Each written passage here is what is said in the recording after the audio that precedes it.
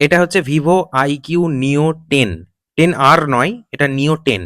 এই ফোনটা অল্প দামের মধ্যে সেরা ফোন, এবং এটাই একমাত্র এমন ফোন যেটা এই বাজেটের মধ্যে স্ন্যাপড্রাগনের 8 Gen 4 প্রসেসর দিচ্ছে, যেটা এই বাজেটে গোটা পৃথিবীতে কোনো ফোন খুঁজে পাবেন না যেটা দিচ্ছে, এবং এত সুন্দর পারফরমেন্স সহ। কিন্তু এই ফোনটার কিছু নেগেটিভ দিক রয়েছে।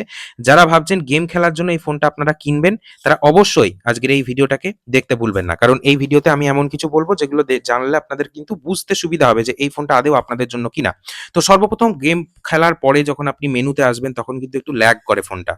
আর যেটা দেখতেই পাচ্ছেন, স্ক্রিনে যখন টাচ করবেন রেসপন্সিভনেস খুব ভালো, একটু টাচেই কাজ হয়ে যাবে। কিন্তু যেহেতু এর অপটিমাইজেশন ভালো নয়, সেহেতু কিন্তু একটু ল্যাগ আপনি পাবেন। যেহেতু অল্প দামের ফোন, অপটিমাইজেশন ভালো না হওয়ারই কথা, কিন্তু কাজ চলে যাওয়ার মতো যথেষ্ট ভালো, খারাপ নয়। কিনে আপনারা পস্তাবেন না। আরও ডিটেলসে ইনডেপথে রিভিউ চাইলে অবশ্যই ভিডিওটির কমেন্ট সেকশনে এক্সে আপনারা কমেন্ট করুন। কমেন্ট সেকশনে রিপ্লাই আমি অবশ্যই দেবো, তার সাথে পরবর্তী ভিডিওগুলোও দেখতে থাকবেন।